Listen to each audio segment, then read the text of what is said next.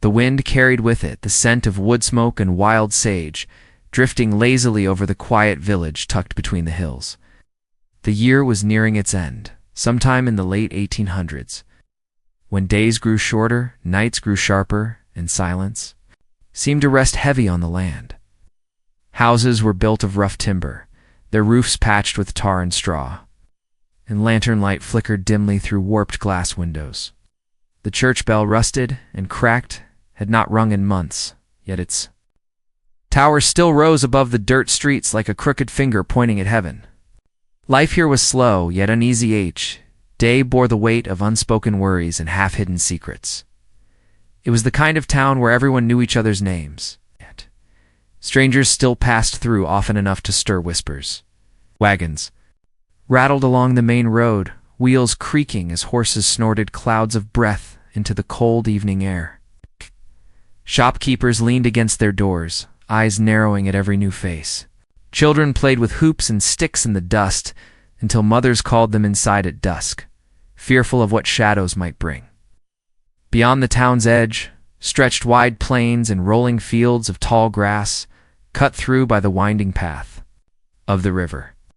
And beyond that territory, no one dared to claim aloud, but which everyone understood belonged not to settlers or farmers, but to those who had walked this land long before fences and borders were carved into it. The tavern at the far end of the street was the only place that stayed alive after dark. It glowed with a yellow haze of lamplight, laughter spilling out the door along with the clatter of glasses. Men gathered there, farmers and ranch hands with faces weathered by sun and wind, speaking in rough voices about cattle, storms, and the price of wheat. But that night the usual talk seemed muted. There was a rumor curling through the air, told in hushed tones between gulps of whiskey, that someone had been seen at the edge of town. It's not just anyone, but a figure most had only spoken of and half believing. Tales she was the reason the whispers grew sharper. A girl with hair like the dusk sky, they said, who moved as if the world itself bent quietly to her steps. Some claimed she was the daughter of a merchant, others said she had wandered here. Alone, lost, drawn by some unseen force. Whatever her truth, no one denied that she carried an air of something untouchable. When she walked through town, people stopped their chores just to catch a glimpse. The baker had sworn he saw her smile once, and it haunted him still. But behind her steps came shadows. For days now, the elders muttered of figures seen at the tree line, dark silhouettes watching, waiting. Some believed it was hunters or traders. Others whispered it was something older, something belonging to the land itself.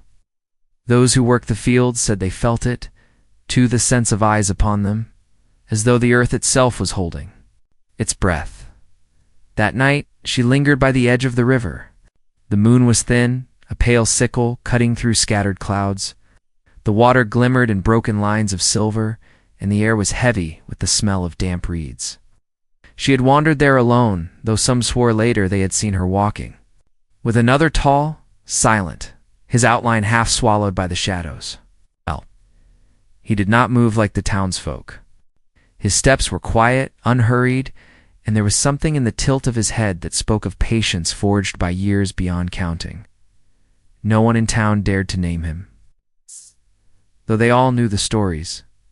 They had heard of the tribes that once moved across these plains, living by the hunt, guided by whispers of wind and stone. They called him the Apache, not out of familiarity, but out of fear and respect. In the tavern, they said he could vanish into the hills with nothing but the sound of a branch breaking.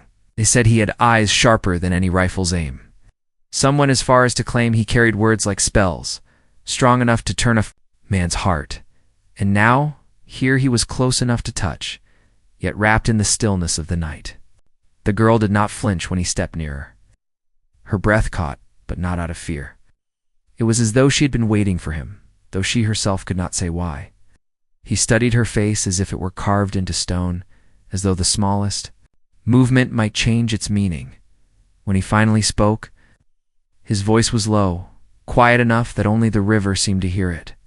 "I'd trade 10 of my finest cattle just to hold you for one night," he whispered. The words carried no boast, no jest.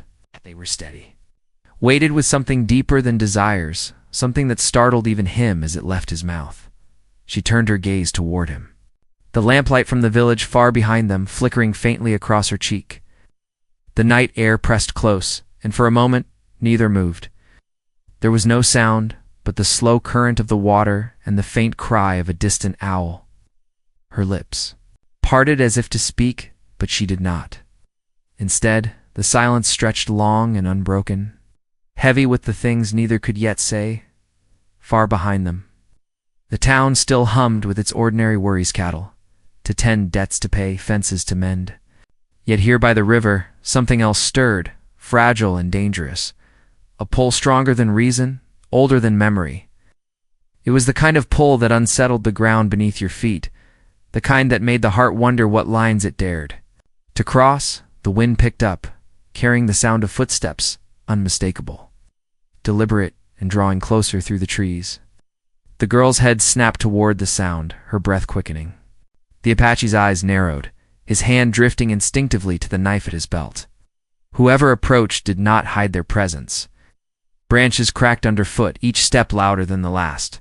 The girl whispered his name, but it was lost too. The river's murmur. He only shook his head once, sharply, signaling her to stay still. The air thickened, as though the night itself held its breath, and then came the figure emerging from the dark of the tree line, moving toward them with purpose. The lamplight from town caught just enough to reveal the glint of steel at their side. The girl's hand tightened at her chest. The Apache did not move, save for the way his shoulders tensed. Every line of his body ready. The river flowed on, indifferent. As the space between them and the stranger shrank with every step, the figure moved closer, each step measured, deliberate, carrying with it a weight that pressed against the silence. The girl's breath caught in her throat as the shadows slipped back to reveal a man wrapped in a long coat, its edges worn and frayed from travel. His hat brim was low, casting his face in darkness, but the gleam of metal at his hip was plain, enough to see. He stopped several paces away, close enough for his presence to press heavy against them, yet far enough that the distance itself felt like a warning. The Apache did not speak.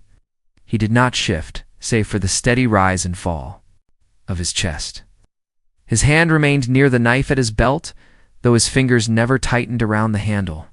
The girl, standing between them both, felt the pull of two worlds, the safety of the town she knew, and the wild gravity of the man who seemed to carry the voice of the earth itself.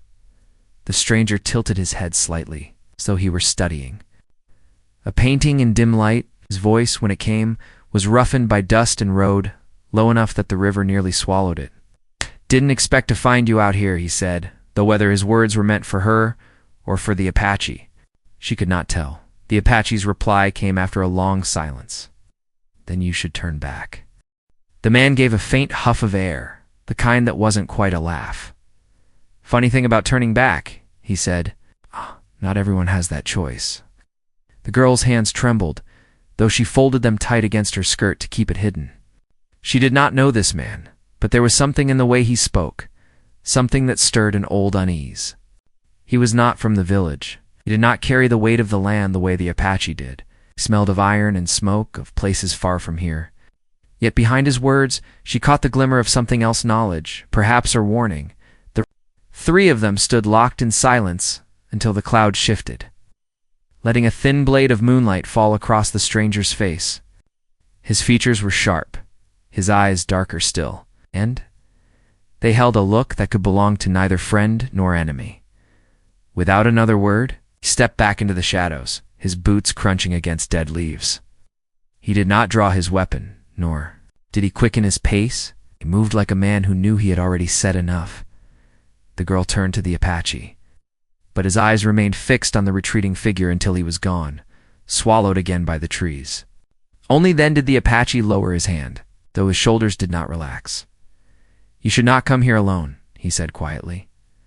Her lips parted, but no words came. She wanted to ask who that man was, why his presence felt like a shadow stretched across the night, but the look in the Apache's eyes silenced her.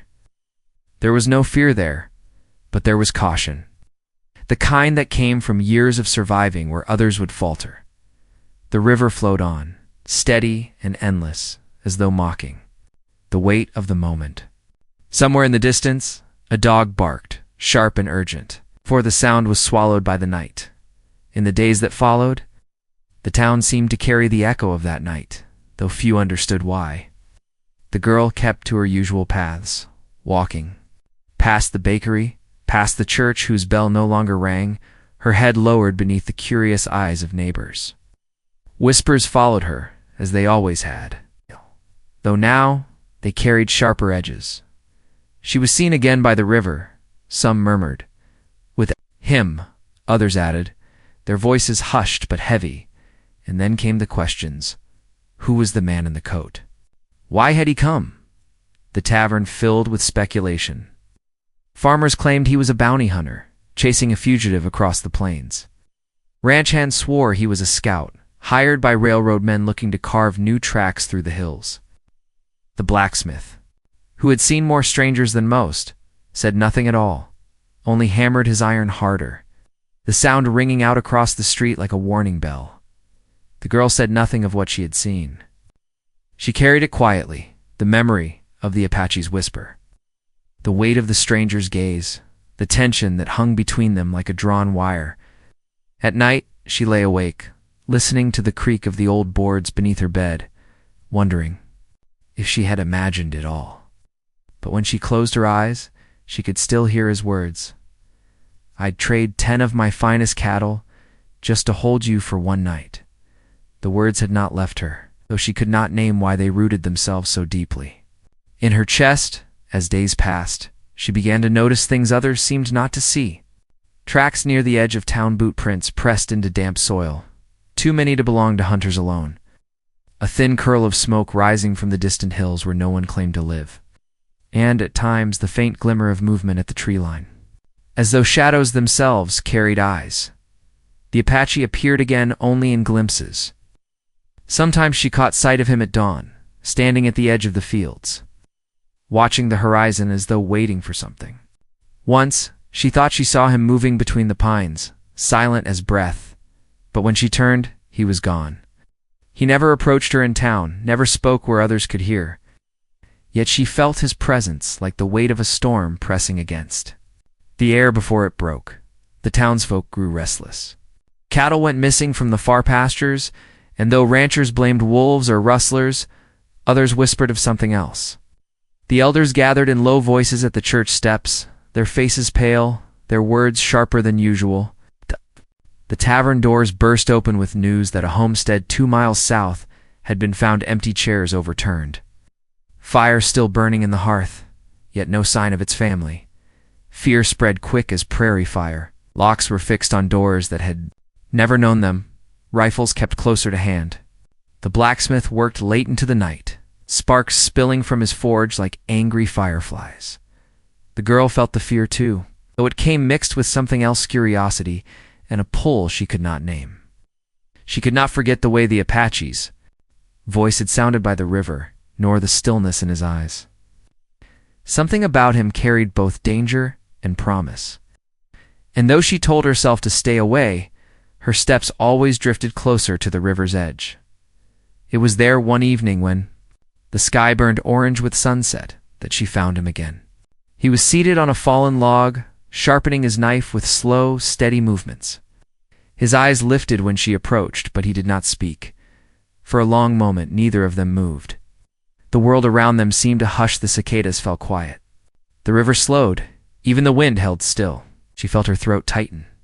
Yet she forced herself to step closer. "You knew that man," she said softly. It was not a question. The Apache's hand paused over the blade. He looked at her then, his eyes dark as the river at midnight.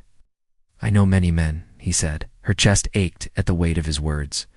He would not say more, not yet, but she could feel the truth in the silence between them, before she could press further. A sound cut through the quiet, a sharp crack in the distance, like wood splitting under strain. His head turned instantly, body stiffening, every muscle alert to his feet with the swiftness of a predator. The girl's breath caught. She felt it too now, the sense of being watched, the chill that prickled across her skin. Was dark, but not empty. The Apache stepped in front of her. his hand raised slightly as though to shield her from whatever stirred beyond the trees. His voice was low, steady, but edged with steel. Go back to the village. She wanted to argue, to demand answers, but the look in his eyes stopped her cold. There was no room for protest there, only command. The wind shifted, carrying with it a faint smell, smoke, iron, thinked, and something else she could not name. The shadows. Between the trees thickened, as though swallowing the last of the daylight. She turned once, just once, to look at him. His figure stood firm against the growing dark, knife glinting faintly in his hand, gaze fixed on whatever lay beyond. And then she ran, heart pounding, the sound of the river fading behind her. When she glanced back, he was still there, a lone figure facing the shadows. The trees seemed to close around him. The night swallowed everything else. The night the girl ran back to the village, she carried with her a silence heavier than words. She told no one what she had seen, not the shape in the trees, not the way the Apache had stood between her and the shadows. Yet her silence did not ease the unease that had already settled across the town. The villagers sensed something was stirring just beyond their sight. The fear in their eyes deepened with each passing day. The blacksmith was the first to speak openly. At the tavern, with the clatter of mugs around him, he declared that strangers had been moving along the ridges at dusk. Men in coats, not hunters, he said. Carrying rifles, riding hard. The ranchers muttered in agreement. Some had found fence posts split, cattle missing, tracks leading toward the hills. Others claimed they heard shots echoing faintly. At night, too far to chase, but close enough to chill the blood. The townsfolk turned to the sheriff, a tired man with thinning hair who carried more worry than authority. He promised to keep watch, to send men out in 2s and 3s, but his words rang hollow. No one wanted to ride into the dark, not when no one could say for sure what waited there. The girl tried to stay unnoticed. She kept her steps small, her head lowered, but whispers still followed her. People had seen her walking too often by the river, had seen her eyes drift toward the woods. She draws trouble, one woman hissed outside the general store. Brings it with her somehow. Another spat the word curse under her breath, though quickly enough that others pretended not to hear at night. Lying awake in her small room, the girl thought of the Apache. She wondered if he was still out there, keeping watch at the tree line. She thought of his words, the strange tenderness that had slipped from him like a secret not meant to be spoken. And always she thought of the stranger in the coat, the one who had stepped from the shadows and spoken as though he already knew too much. One evening, the tavern fell quiet when that very man returned.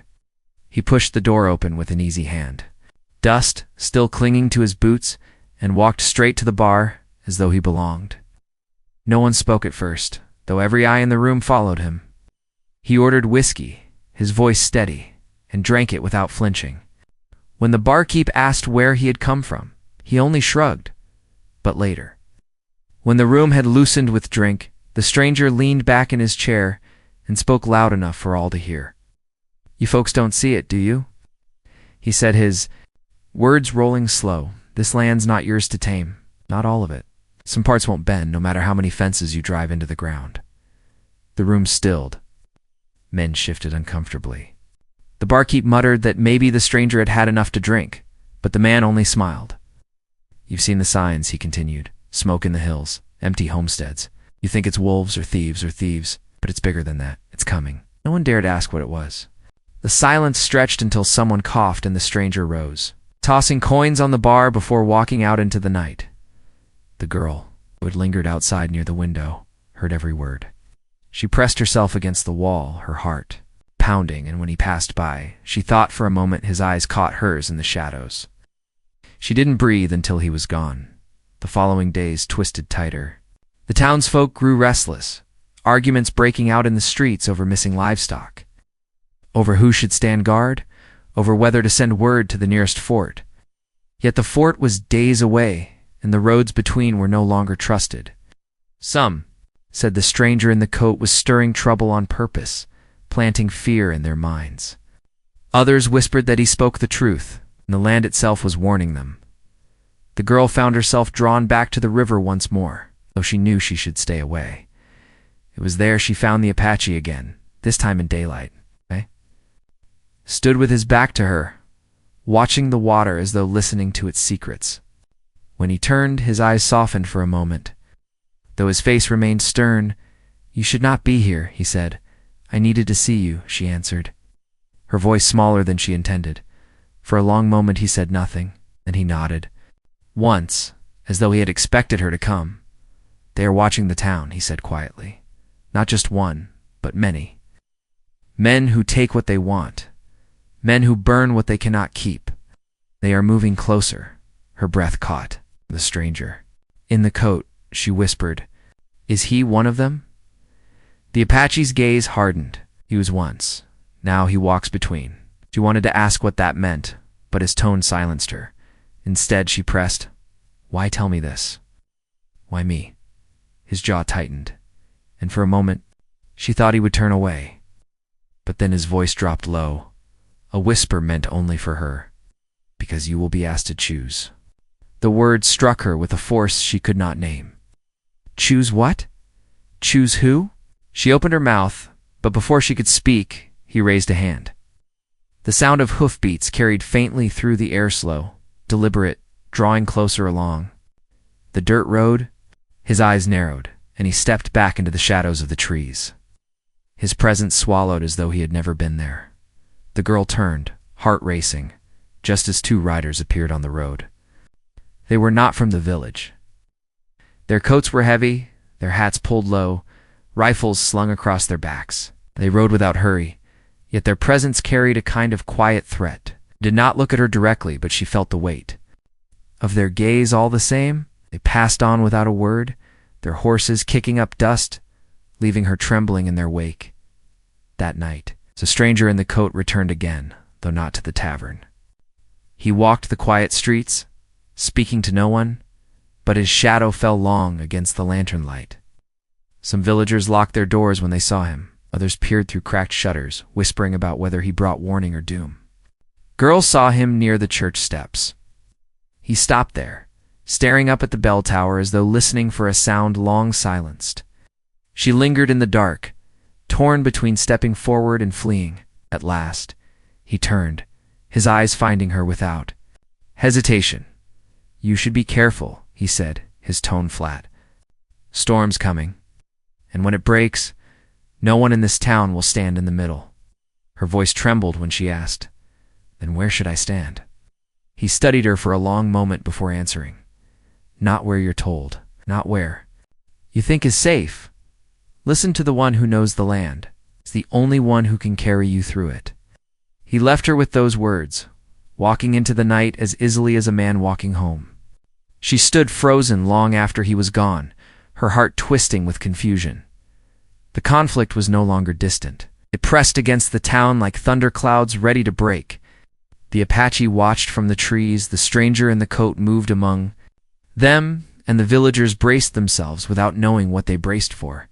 And in the middle of it all, the girl found herself bound to two men who carried the weight of different worlds, each pulling her toward a choice she did not yet understand. The nights grew darker. Fires flickered faintly on the distant ridges. Riders moved in shadows, their numbers unclear. The cattle pens stood half empty, and dogs howled without cause. The villagers prayed, though even the pastor admitted his prayers felt thin against the silence of the land. And still the girl dreamed. Of the river, of the Apache's whisper, of the stranger's warning. The choice she did not yet know she had to make pressed against her like a shadow she could not outrun. The days grew shorter, and with them came a heaviness that seemed to press down on the entire village. The streets, once noisy with wagons and children's laughter, turned quiet, as though the town itself held its breath. Even the tavern lost some of its usual rowdiness. Men still gathered there, but their voices dropped low, and their glances darted often toward the door. A sense of waiting, of something closing in, made the nights feel longer than they were. The girl felt it too.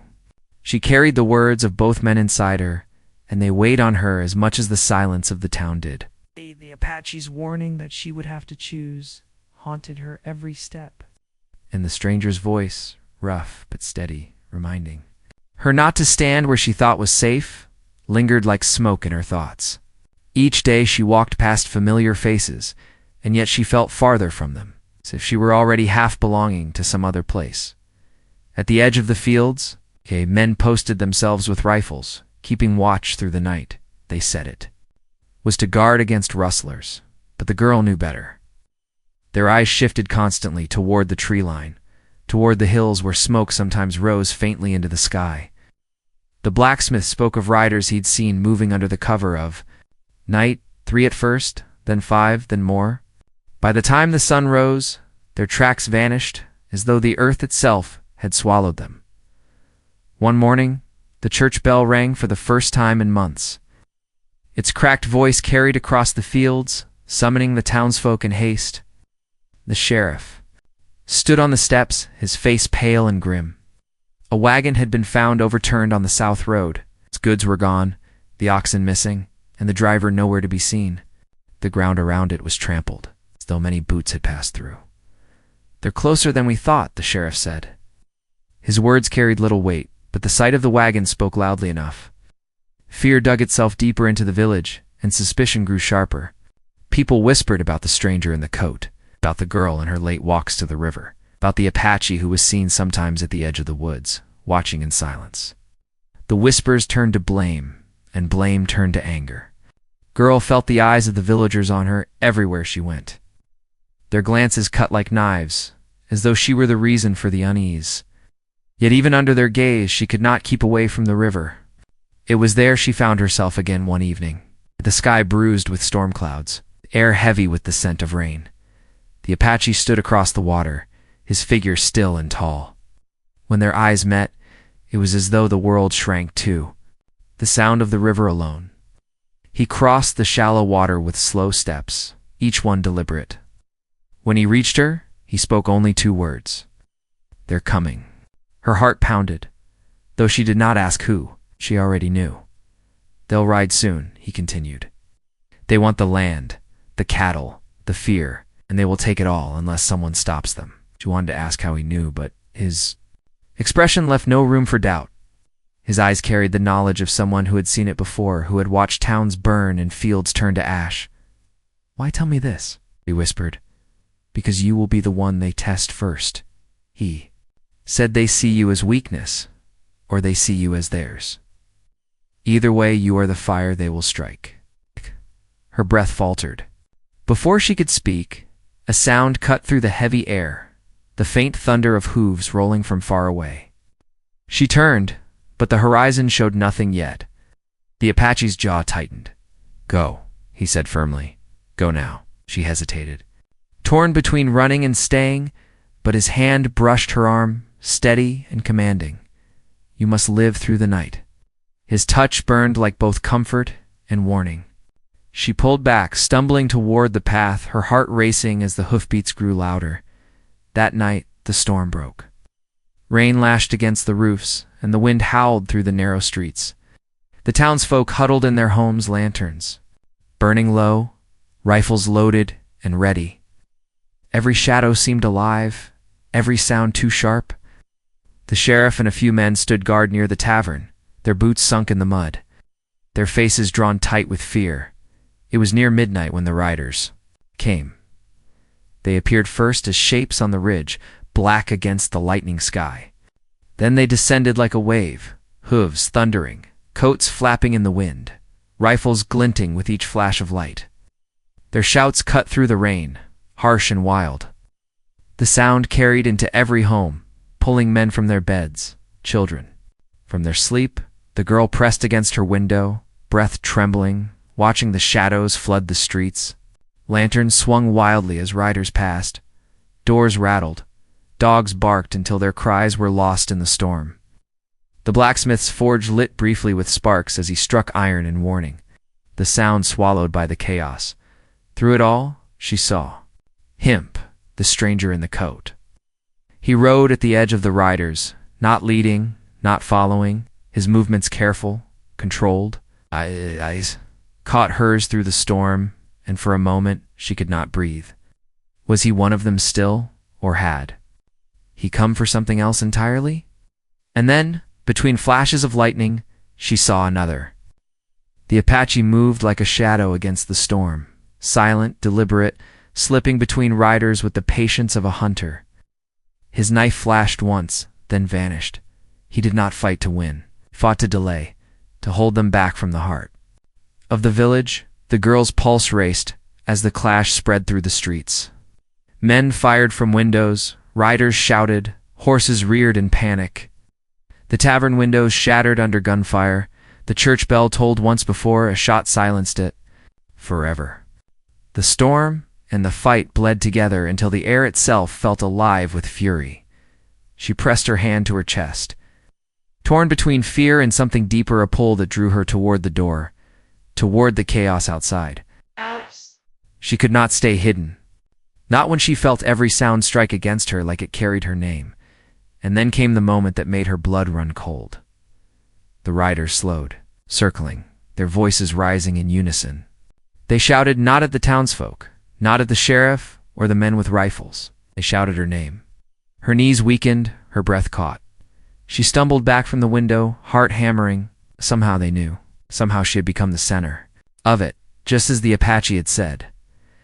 Outside, the stranger in the coat turned his horse toward the tavern, his face unreadable. His voice cut through the storm, sharp and final. Bring her out, or we burn it all. The words rang clear, even through the rain. The townsfolk stirred in fear, whispers rising. Some looked toward her home, their eyes wide with panic. Weight of their gazes pressed heavy against her walls. As though the choice was already being made for them, the Apache's voice echoed in her. Memory, you will be asked to choose. The thunder rolled louder, the riders closed in, and the storm swallowed the village whole. The rain did not ease, but the shouting quieted, as if the storm itself was waiting. The riders still circled, their torches hissing in the downpour, their horses restless. The townsfolk crouched behind shuttered windows, their rifles trembling in their hands, but no one fired. The demand hung in the air like a knife bring, her out or the village would burn. The girl stood frozen inside her small room. The weight of their voices pressed against her chest, heavy as chains. She thought of the sheriff, weary and afraid. Of the blacksmith who had tried to stand tall for the town. Of the mothers clutching children behind locked doors.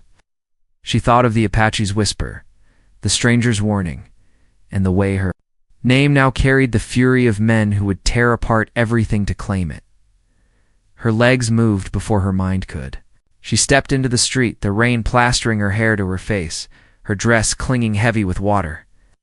Lantern light flickered against her as the riders slowed, their eyes catching on her small figure. The shouting stopped. Only the storm spoke now. The stranger in the coat urged his horse forward, stopping a few feet from her. His hat brim dripped with rain, his face half-shadowed, yet his eyes were clear, sharp, fixed on her alone. It didn't have to come to this, he said, voice low but carrying. She swallowed hard, her voice barely steady. Why me? Because you matter more than you know, he answered. They think if they take you, the rest will fall. Fear spreads quicker than fire. She shook her head. I'm no one. He leaned closer, rain running down his jaw. You're the line between them and this land. Break it, and everything burns. Before she could answer, a figure slipped from the shadows. The Apache stood at the far end of the street, water streaking. Down his bare shoulders, his knife glinting under the lightning. His voice rose above the storm, calm yet strong enough to carry to every ear. She belongs to no one.